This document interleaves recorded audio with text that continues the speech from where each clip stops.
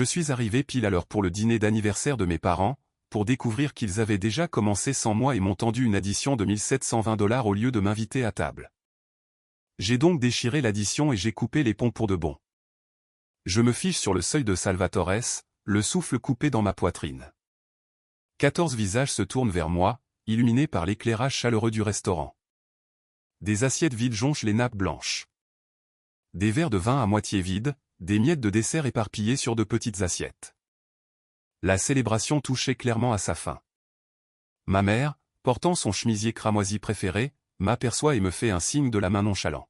« Oh, Marin, tu es enfin arrivé. » Le restaurant bourdonne de conversations ambiantes autour de nous, mais à notre table, un silence soudain s'installe. Je vérifie ma montre. 19h05. Mon pouce accélère tandis que la confusion cède la place à la compréhension. Je pensais que le dîner était à 18h30, dis-je, toujours debout maladroitement au bord de leur table, serrant mon sac à main. Mes jambes semblent être en bois, refusant de me porter jusqu'au bout. Papa s'éponge la bouche avec une serviette en tissu. Nous l'avons avancé à 5 heures. Maman ne te l'a pas dit? Ma mère hausse les épaules. Le bracelet en diamant de l'anniversaire que papa a dû lui offrir ce soir capte la lumière. J'ai mentionné que cela pourrait changer. De plus, nous ne nous attendions pas vraiment à ce que tu viennes, chérie. Tu es toujours si occupée. Les mots me frappent comme de l'eau glacée. J'avais confirmé l'heure 2 fois aujourd'hui. Une fois ce matin avant le travail, et de nouveau au déjeuner, quand ma mère a appelé pour me rappeler de ne pas être en retard. Tu n'as jamais mentionné avoir changé l'heure, dis-je, consciente que les autres convives nous regardent. Un serveur s'approche avec un sourire compatissant, mais se retire en sentant la tension. Ce matin même, j'avais réorganisé tout mon emploi du temps pour arriver à l'heure au dîner du 32e anniversaire de mes parents. Puis, le dossier Peterson a explosé à 16h15. Une expédition mal acheminée à Tulsa au lieu de Tampa. En tant que responsable de la logistique, la crise m'est tombée entièrement dessus. Pourtant, j'avais réussi à la résoudre et à traverser la ville en pleine heure de pointe, comme toujours en étant responsable. Se montrer, l'histoire de ma vie. Brun, ma sœur cadette, arbore un sourire narquois depuis son siège à côté de ma mère, son 3e verre de vin, à en juger par la rougeur de ses joues. Tu veux ma salade à moitié mangée et mes graissins? Il reste peut-être aussi une boulette de viande froide. La table glousse. Oncle Ron renifle dans son expresso maintenant. Brun, gronde ma mère sans conviction. Son attention se reporte sur moi alors qu'elle fouille dans son sac à main. Mais puisque tu es là, ton timing est en fait parfait. Elle sort un papier plié, le pli est net et délibéré, et me le tend comme une offrande de paix. Je le prends automatiquement. Un reçu. Je le déplie lentement, le papier tremblant entre mes doigts. $1,720.43. Nous pensions que tu serais heureuse de couvrir la note, dit ma mère avec ce sourire familier, celui qui ne demande pas vraiment, puisque tu as manqué le dîner lui-même.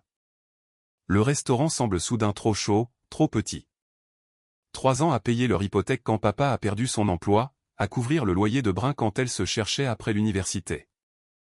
La compte pour la nouvelle voiture de papa au printemps dernier. Les vacances familiales que je finance, mais auxquelles je ne parviens jamais vraiment à participer. Mes mains cessent de trembler.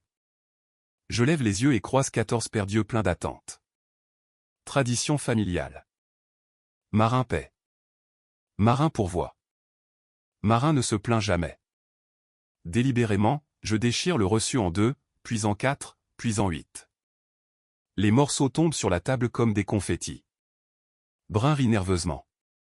On dirait que notre sponsor VIP a un petit moment de faiblesse. La table éclate de rire gêné. La cousine Paige murmure quelque chose à tante Louise. Le visage de papa s'assombrit de colère. Marin, commence-t-il, sa voix portant ce ton d'avertissement que j'entends depuis l'enfance. Mais quelque chose a changé en moi. Quelque chose de fondamental et d'irréversible. J'ai passé des années à essayer d'acheter leur amour, leur approbation, leur inclusion. Et me voici, exclu de toute façon, utile seulement pour mon portefeuille. Je me retourne sans un mot et sors de Salvatores. Mes pas s'accélèrent alors que je pousse les lourdes portes. Derrière moi, les rires s'éteignent dans un silence stupéfait. Pour la première fois de ma vie d'adulte, je ne me retourne pas.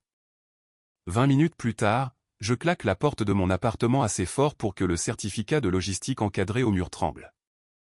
Mes mains tremblent encore d'adrénaline alors que je laisse tomber mon sac sur la table de l'entrée, que j'enlève mes talons raisonnables et que je m'affale contre le mur. La scène du restaurant se rejoue en boucle dans ma tête. 14 visages me regardant avec attente, attendant que je remplisse mon rôle habituel. Marin la pourvoyeuse. Marin le chéquier. Cette pensée me pousse vers mon bureau à domicile. J'ai besoin de preuves. J'ai besoin de voir le schéma mis à nu. Dans le tiroir du bas de mon classeur se trouve un dossier Manille intitulé « Aide familiale ». L'organisation impeccable à l'intérieur, les reçus soigneusement classés par date, les relevés bancaires surlignés en jaune, les chèques annulés en ordre chronologique, reflètent la responsable de la logistique en moi. Alors que j'étale les documents sur mon bureau, toute l'étendue de mon enchevêtrement financier avec ma famille se déploie devant moi. 3 ans de paiements hypothécaires quand papa a perdu son emploi au cabinet d'architecte. Le loyer de Brin pour cet appartement hors de prix en centre-ville pendant qu'elle se cherchait après l'université. La nouvelle Buick de papa au printemps dernier. Les soins dentaires de maman. Les cadeaux de Noël pour tout le monde. Les cadeaux d'anniversaire. Les réparations d'urgence à la maison.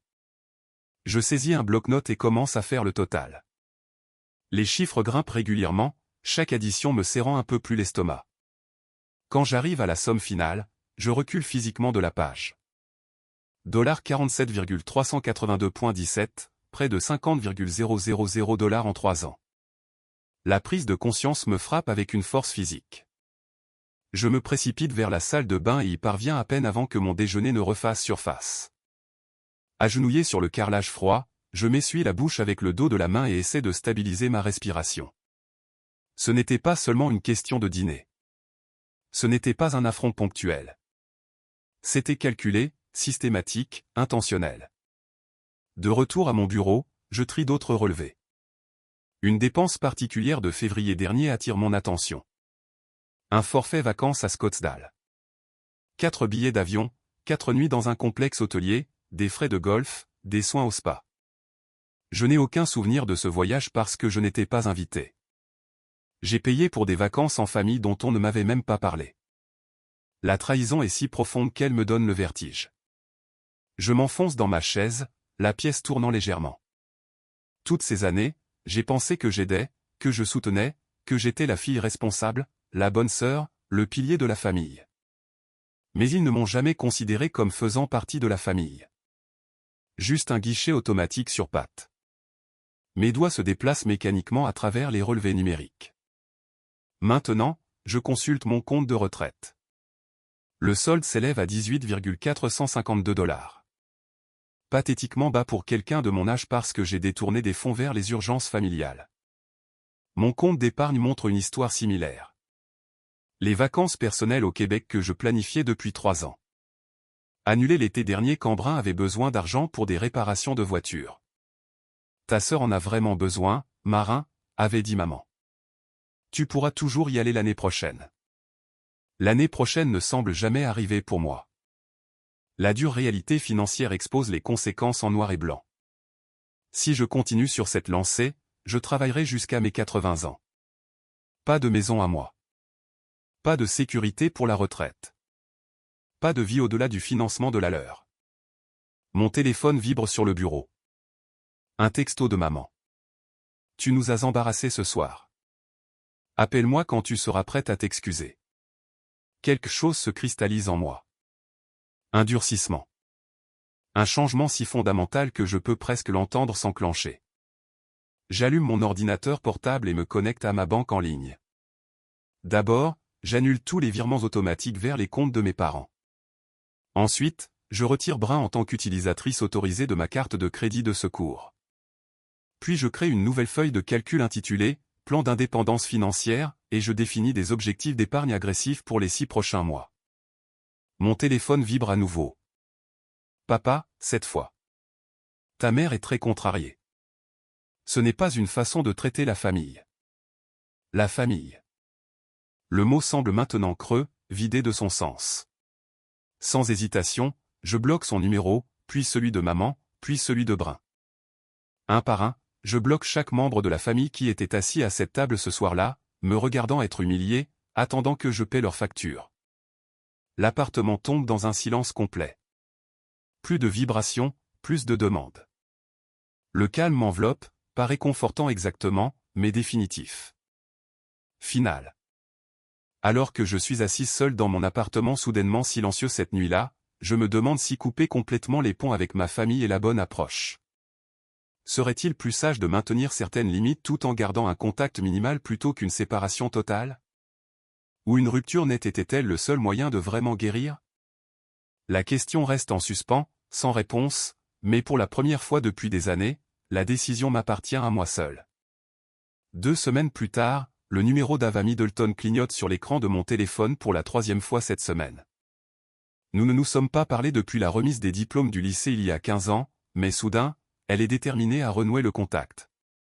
Je laisse sonner jusqu'à la messagerie vocale et continue d'organiser la pile de factures sur ma table de cuisine. Marin, c'est encore Ava. Sa voix remplit mon appartement alors que le message se joue automatiquement. Ta mère m'a demandé de prendre de tes nouvelles. Tout le monde s'inquiète de ta situation. Rappelle-moi. D'accord. Ma situation, c'est ça? Je supprime le message et ajoute Ava à ma liste de numéros bloqués. Le 12e nom ce mois-ci. 2 semaines après être sorti de Salvatores, la machine à raconter des histoires de la famille tourne à plein régime. Selon la publication Facebook de la femme de mon cousin, je fais une dépression nerveuse à cause du stress au travail. Oncle Ron a dit à ses copains de golf que je luttais avec des problèmes féminins. Le club de bridge de maman a entendu dire que je traversais une phase, sans jamais mentionner les 47,000 $ que je leur ai donnés en 3 ans. La sonnette retentit. Je me fige, retenant mon souffle. À travers le Judas, j'aperçois Madame Henshaw du 4B. Pas une autre embuscade familiale. J'expire lentement et ouvre la porte. Erreur de courrier encore, dit-elle en me tendant une enveloppe. Celle-ci est à vous. Je la remercie et rentre à l'intérieur, retournant l'enveloppe dans mes mains. Le logo de la Chase Bank me fixe. Encore une. J'ai arrêté de les ouvrir immédiatement. Le cœur qui s'emballe, les paumes moites, la sensation d'oppression dans ma poitrine qui s'ensuit n'en valent pas la peine. La lettre de la semaine dernière m'informait que ma cote de crédit avait chuté de 85 points. La semaine d'avant, une notification concernant une diminution de la limite de crédit sur ma Mastercard. J'ai commencé à redouter le courrier, à sursauter quand mon téléphone sonne, à éviter mes courriels. Je glisse l'enveloppe dans une pile croissante sur mon comptoir et me retourne vers mon ordinateur portable. La feuille de calcul que j'ai construite brille à l'écran, un enregistrement méticuleux de chaque dollar que j'ai donné à ma famille. Colonne A, date. Colonne B, montant. Colonne C, but supposé. Colonne D, utilisation réelle quand je pouvais la vérifier. Colonne E, si j'ai été remercié. La colonne E est principalement vide. La plus grande entrée unique me fixe. 8,700 $ pour les soins dentaires d'urgence de papa qui ont étrangement coïncidé avec la livraison de ses nouveaux clubs de golf. En dessous, 22 entrées distinctes pour le loyer de Brun jusqu'à ce qu'elle se remette sur pied. Cela fait 3 ans qu'elle se remet sur pied. Mon téléphone vibre avec un rappel de calendrier. Pique-nique familial de la fête du travail dans 2 semaines. Le rassemblement annuel où la présence est obligatoire et où il est attendu d'apporter un plat coûteux. L'année dernière, j'ai apporté un jambon glacé au miel, 3 plats d'accompagnement et 2 desserts. Brun a apporté des assiettes en carton et a emporté tous les restes. Je supprime le rappel d'un geste sec. On frappe à ma porte, me faisant sursauter à nouveau. Cette fois, je ne vérifie pas le Judas. Une erreur. Je l'ouvre brusquement, prête à m'en prendre à Madame Henshaw. Au lieu de cela, Théo Ramsay se tient là, tenant un sac en papier d'Antonio S et un livre sous le bras. Mauvais moment, demande-t-il en voyant mon expression. Théo et moi nous sommes rencontrés à l'université. Il est maintenant avocat d'affaires avec un bureau d'angle en centre-ville, mais il conduit toujours la même vieille Volvo cabossée et porte des t-shirts de concert délavés le week-end. Nous avons maintenu notre amitié à travers les changements de carrière et son divorce il y a 3 ans. Désolé, je recule. Je pensais que tu étais quelqu'un d'autre. Ta sœur? Il connaît la situation et c'est la seule personne à qui j'ai raconté toute l'histoire. Ça aurait pu être n'importe lequel d'entre eux à ce stade. Je lui fais signe d'entrer. Qu'est-ce que c'est que tout ça? Il pose le sac sur mon comptoir, en faisant attention d'éviter la pile de courriers non ouverts. Ce thriller juridique que tu as dit vouloir lire. Il place le livre à côté du sac. Et des plats à emporter d'Antonio S. Parfois, le silence est meilleur en compagnie. Pour la première fois depuis des semaines, je sens les coins de ma bouche se relever en quelque chose qui ressemble à un sourire. Nous mangeons des pâtes à ma table de cuisine, en évitant soigneusement le sujet de ma famille, pendant que Théo me parle de sa dernière affaire. Il ne demande pas pourquoi la moitié de mon courrier n'est pas ouverte ou pourquoi mon téléphone n'arrête pas de vibrer avec des appels auxquels je refuse de répondre. L'acceptation silencieuse de sa présence dessert quelque chose de serré dans ma poitrine. Plus tard, alors que nous terminons le tiramisu, je ris vraiment à son histoire d'un témoin qui s'est présenté au tribunal en pantalon de pyjama. Le son me surprend, rouillé et peu familier. 3 mois passent ainsi. Je décline 4 invitations familiales, bloque 17 numéros de téléphone supplémentaires et remplis ma feuille de calcul avec 3 années de plus de données financières que j'ai reconstituées. Puis, un mardi matin d'octobre, mon téléphone sonne avec un numéro inconnu. Je l'envoie presque sur la messagerie vocale, mais l'indicatif régional correspond à la ligne du service client de Chase Bank. Mademoiselle Beckett, demande une voix de femme quand je réponds. C'est Diane Reynolds du département de la fraude de Chase Bank. Avez-vous un moment pour discuter d'une activité potentiellement non autorisée sur votre compte? Mon estomac se noue. Quel compte? La carte Chase Sapphire réserve ouverte à votre nom il y a 6 mois. Nous constatons des schémas préoccupants avec les frais les plus récents et voulions vérifier. Je n'ai pas de carte Chase Sapphire. Je l'interromps, ma voix étonnamment stable. Une pause. Selon nos dossiers, une carte a été ouverte à votre nom avec votre numéro de sécurité sociale le 20 du mois dernier. Le solde actuel est de 18,9 cents. La pièce semble basculer légèrement, mais au lieu de la panique, un calme étrange s'installe en moi. C'est un vol d'identité, dis-je doucement. Je n'ai jamais autorisé cette carte. Pendant que Diane détaille le processus d'enquête, j'ouvre mon ordinateur portable et recherche dans mes courriels. Rien de Chase à propos d'une nouvelle carte. Je demande où les relevés ont été envoyés. La facturation dématérialisée est dirigée vers une adresse courriel, bj.becket94@gmail.com. Bringen Beckett, né en 1994, et l'adresse postale. Elle lit l'adresse de mes parents. Quand l'appel se termine, je reste assise, immobile, à ma table de cuisine. La prise de conscience se cristallise. Il ne s'agissait jamais d'argent. Il s'agissait de respect, d'autonomie, de savoir si j'avais le droit de dire non. J'appelle Théo immédiatement. J'ai besoin de ton aide. Je lui dis quand il répond. Pas de préambule, pas d'excuse pour l'appeler pendant les heures de travail. Qu'est-ce qui s'est passé? Sa voix passe instantanément du ton décontracté au ton professionnel. J'explique la situation en phrases claires et concises, ma voix devenant plus forte à chaque détail. Quand je termine, il ne me demande pas si je surréagis ou ne suggère pas que je parle d'abord à ma famille, contrairement à ce que ma famille aurait fait. Je serai là dans 30 minutes avec les papiers. Il dit, c'est un vol d'identité, marin. C'est un crime fédéral. La semaine suivante, Théo et moi compilons des preuves. La demande de carte de crédit liée au courriel de Brin. Les adresses de livraison pour les achats envoyés chez mes parents. Le timing suspect. La carte ouverte 2 jours après que je sois sorti de Salvatores. Le département de la fraude de Chase signale des schémas qui correspondent à des cas connus de fraude familiale. La même adresse de facturation que les parents de la victime. Des augmentations progressives des dépenses. Des achats de luxe mélangés à des articles de tous les jours pour éviter de déclencher des alertes. Le vendredi, nous avons tout ce dont nous avons besoin.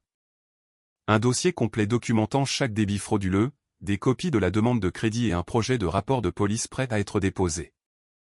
Je ferme mon ordinateur portable et regarde Théo. Je suis prête. Pour la première fois depuis des mois, je monte dans ma voiture et entre l'adresse de mes parents dans le GPS.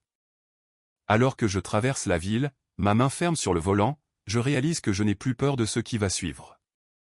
Ils voulaient un accès illimité à mon argent. Au lieu de cela, ils sont sur le point d'apprendre ce que sont les conséquences. 30 minutes plus tard, mes jointures blanchissent autour du volant alors que je me gare dans l'allée de mes parents. La familière maison coloniale en briques rouges semble plus petite, en quelque sorte. Des semaines de distance ont changé ma perspective sur bien plus que la maison. À côté de moi, Théo arrange les documents dans un portefeuille en cuir. Souviens-toi, reste calme et tiens-toi au fait. Ils essaieront de rendre cela émotionnel. Je hoche la tête, déglutissant difficilement contre la boule dans ma gorge. Le dossier manie sur mes genoux contient des impressions du département de la fraude de Chase, des relevés de compte, des registres de transactions et la preuve irréfutable, une demande de crédit avec ma signature falsifiée. Mon cœur bat contre mes côtes, mais mes mains ont cessé de trembler. La porte d'entrée s'ouvre avant que nous n'atteignions le porche. Mère se tient sur le seuil, les bras croisés sur son chemisier à fleurs. Son sourire forcé vacille quand elle remarque Théo. Marin, chéri, nous n'attendions pas de visiteurs. Ses yeux oscillent entre nous. Qui est ton ami? C'est Théo Ramsay. Il est avocat. Je garde ma voix neutre. Nous devons parler, nous tous. Papa apparaît derrière elle, s'essuyant les mains sur un torchon. À propos de quoi exactement? Vol d'identité et fraude à la carte de crédit. Leurs expressions changent en tandem, surprise, confusion, puis innocence feinte. Papa nous fait entrer dans le salon où Brun est affalé sur le canapé, faisant défiler son téléphone. Elle lève les yeux, les roulant quand elle me voit. Le retour de la fille prodigue, marmonne-t-elle.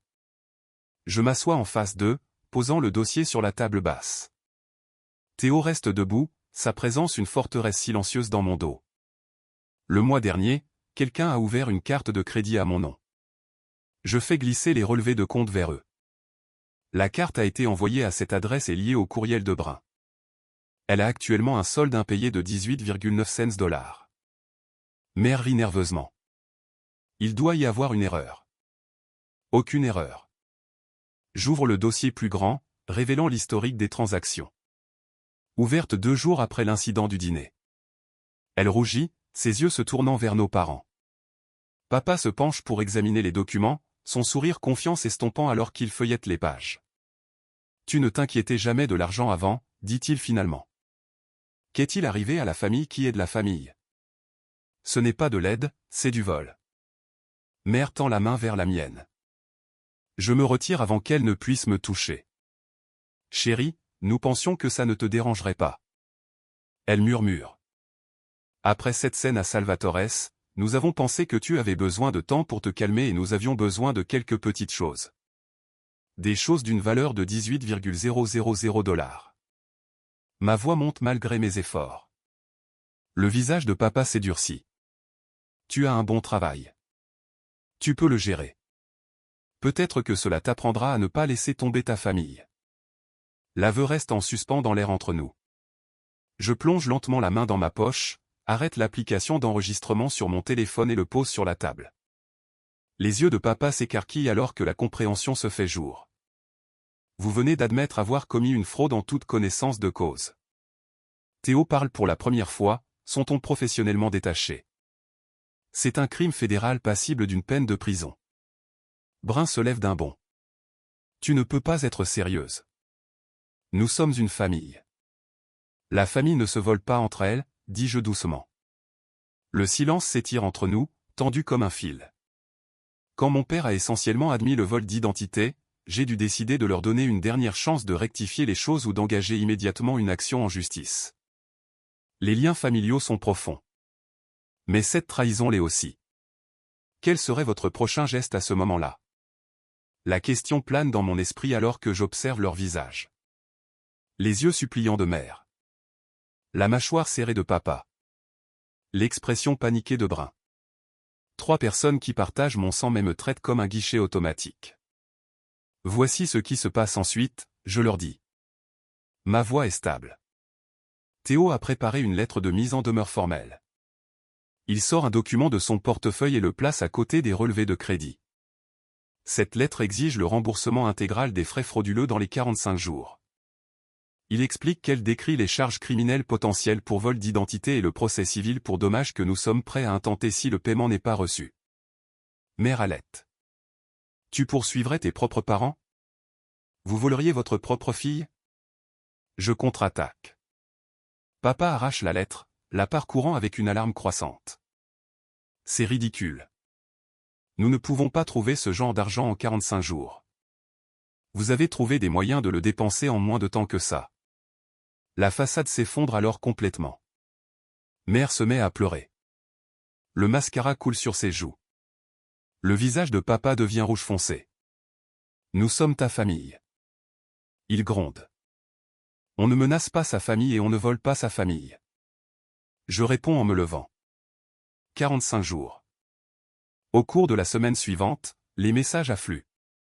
Des messages vocaux de mère alternant entre des supplications larmoyantes et des accusations cinglantes. Des messages textes de Brun affirmant que je détruis leur vie. Papa envoie un seul courriel avec pour objet « Tu le regretteras ». Oncle Ron appelle pour me dire que je brise le cœur de ma mère. La cousine Pêche suggère que j'ai besoin d'une thérapie pour mes problèmes évidents de loyauté familiale. Chaque message plus désespéré que le précédent. Une semaine plus tard, le dernier texto de mère brille sur l'écran de mon téléphone. Tu ruines cette famille pour un peu d'argent. Est-ce vraiment l'héritage que tu veux laisser? Je le montre à Théo autour d'un café à ma table de cuisine. Il reste 38 jours avant la date limite. Il panique, dit-il. C'est bien. Ça veut dire qu'ils savent que tu es sérieuse. Je regarde par la fenêtre la pluie de printemps qui crépite contre la vitre. Penses-tu qu'ils vont vraiment payer? Il réfléchit à cela en remuant son café pensivement. Ils le feront s'ils croient que l'alternative est pire. Je hoche la tête, me sentant étrangement vide. La colère qui m'a porté pendant cette confrontation s'est calmée, laissant derrière elle une clarté froide. Ce n'est plus une question d'argent. Ça ne l'a jamais été. Et s'ils ne le font pas? Je demande. Alors nous allons jusqu'au bout, dit simplement Théo. Et tu arrêtes enfin d'être la caisse de crédit familiale. La pluie bat plus fort contre la fenêtre, lavant tout. Un mois plus tard, alors que j'attends toujours que ma famille me rende l'argent, mère apparaît à l'entrée de mon bureau comme une apparition. Son chemisier cramoisi, le même que celui du dîner d'anniversaire il y a 3 mois, se détache sur les murs beiges de Marshall Logistique. Mes collègues lèvent les yeux avec des expressions curieuses alors qu'elle se dirige vers mon bureau, ses yeux déjà brillants de larmes stratégiques. Marin, murmure-t-elle assez fort pour que les collègues à proximité entendent. Nous devons parler, chérie. Je continue de taper mon courriel, les doigts stables sur le clavier. Je travaille, mère. Elle serre son sac contre sa poitrine, le bracelet en diamant de l'anniversaire captant la lumière fluorescente. C'est une question de loyauté familiale, dit-elle, la voix tremblante. Tes grands-parents se retourneraient dans leur tombe s'ils savaient ce que tu nous fais. La tactique familière de la culpabilité glisse sur moi comme la pluie sur une toile cirée. J'enregistre mon document, verrouille l'écran de mon ordinateur et me lève. Parlons dehors. Dans le parking, à l'abri des regards indiscrets, mère change de tactique. Ses larmes disparaissent, remplacées par un calcul froid. J'ai déjà parlé de ta dépression à tante Louise, annonce-t-elle. D'ici la semaine prochaine, tout le monde dans la famille saura que tu nous détruis financièrement. C'est ça que tu veux? Être la méchante à chaque réunion pour le reste de ta vie. Je déverrouille ma voiture, récupère un dossier manille et le lui tends. Ouvre-le. À l'intérieur se trouve le projet de rapport de police que Théo a préparé, complet avec les registres de transactions, les numéros de compte et les déclarations sous serment du département de la fraude de Chess. Chaque détail de la carte de crédit qu'ils ont ouverte à mon nom, documenté en noir et blanc. Ce n'est pas moi qui ai commis un crime fédéral. Je dis, ma voix aussi stable que la main d'un chirurgien. Il vous reste 72 heures avant que cela ne devienne officiel. Le compte à rebours a commencé au moment où tu es entré dans mon lieu de travail. Le visage de mère se vide de sa couleur. Tu n'oserais pas. Je l'ai déjà fait. Je reprends le dossier. 3 jours, mère. C'est tout ce qu'il vous reste. Elle ouvre la bouche, la referme, puis se dépêche vers sa voiture sans un autre mot. Pendant les 3 jours suivants, je vérifie mes comptes toutes les heures. Papa appelle 17 fois. j'envoie chaque appel vers la messagerie vocale. Brun envoie des textos d'accusation sur la loyauté et la responsabilité familiale. Je les lis sans répondre. Le jour 43 de notre délai de 45 jours, la notification apparaît sur mon téléphone alors que je déjeune à mon bureau. Un virement Venmo de Richard Beckett. 18,9 cents. Le champ du message contient 4 mots. Ça devrait régler ça. Pas des excuses, pas une reconnaissance, un rejet. Mon téléphone s'allume immédiatement avec des textos de Brun. Merci beaucoup. Papa a dû retirer de son compte de retraite plus tôt. Tu es contente maintenant? Je ne peux même pas obtenir un prêt auto à cause de ta petite crise de colère. J'espère que tu profites de ton argent sale. Je pose mon sandwich et ouvre mon ordinateur portable. Avec des frappes calmes et délibérées, je me connecte à mon compte Chase et rembourse intégralement la carte frauduleuse. Ensuite, j'appelle le service client et demande que le compte soit fermé de manière permanente. J'aimerais aussi avoir la documentation attestant que cela a été signalé comme une fraude. Je dis au représentant, et la confirmation que cela n'apparaîtra pas sur mon rapport de crédit. Une fois cela terminé, je rédige un unique courriel adressé à mère, papa et Brun. J'ai payé la dette frauduleuse en totalité et j'ai fermé le compte. J'ai également préparé la documentation légale de vos actions qui a été placée en lieu sûr avec mon avocat. Cette documentation restera privée à moins que vous ne tentiez de me contacter à nouveau ou d'ouvrir des comptes à mon nom. Nos affaires sont conclues. Je signe simplement Marin. Ensuite, je bloque leurs adresses courriel une par une. 2 semaines se passent dans un silence béni. Par des amis communs, j'entends des rumeurs selon lesquelles Brun a pris 2 emplois à temps partiel au centre commercial. Papa a recommencé à pêcher, quelque chose qu'il prétendait ne pas pouvoir se permettre lorsqu'il demandait de l'argent l'été dernier. Mère dit à ses proches que j'ai des problèmes émotionnels et que j'ai abandonné la famille pendant une période difficile. Laissons-les parler. La vérité se trouve sur mon compte en banque, sur mon rapport de crédit, dans la pile de documents que Théo m'a aidé à préparer. L'élégante enveloppe crème arrive dans le courrier du mardi. Je reconnais immédiatement l'écriture de la cousine Paige. Les lettres inclinées formées dans une calligraphie soignée. À l'intérieur, des lettres en relief doré annoncent son mariage le mois prochain au Lakeside Gardens. Toute la famille sera là. Je tiens l'invitation à la lumière, sentant son poids, son attente. La carte RSVP attend ma décision. L'ancienne Marin aurait coché « Présente » sans hésitation.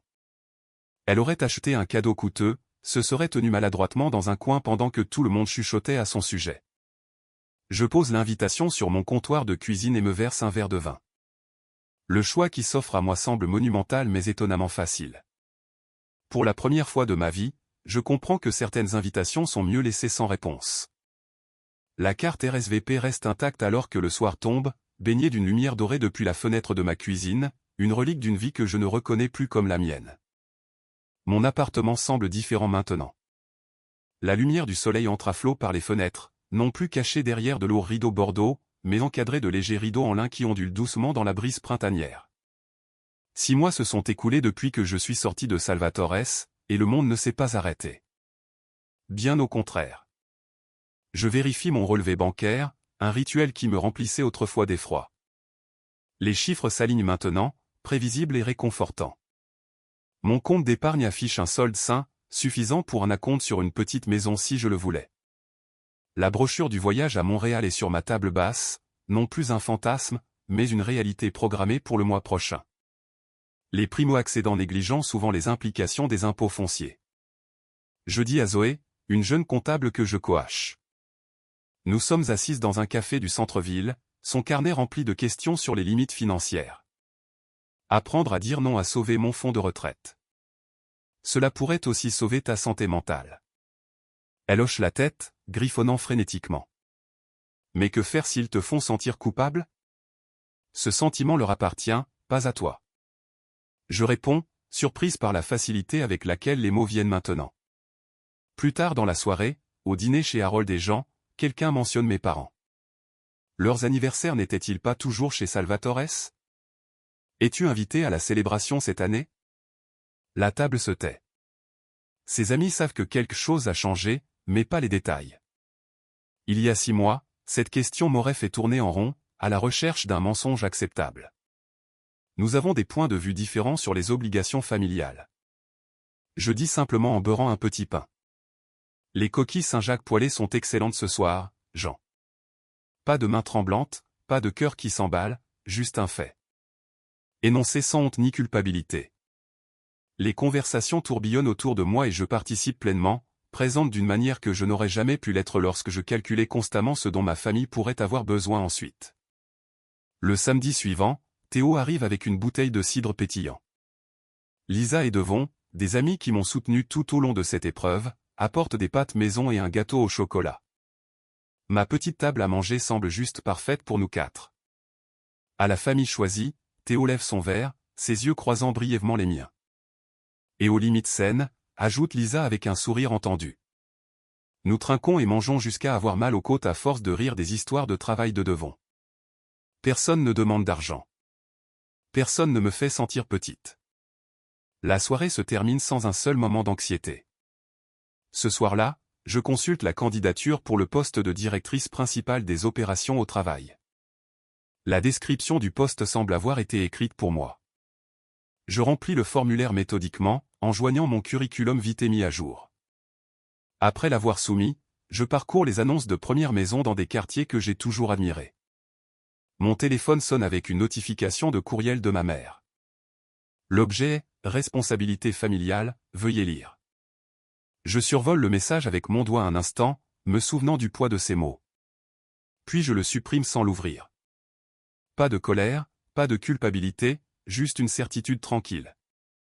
Alors que je ferme mon ordinateur portable ce soir-là, je me demande s'il y a un moment où la réconciliation familiale devient possible après une rupture de confiance aussi fondamentale, ou si certaines relations sont plus saines lorsqu'on les regarde dans le rétroviseur.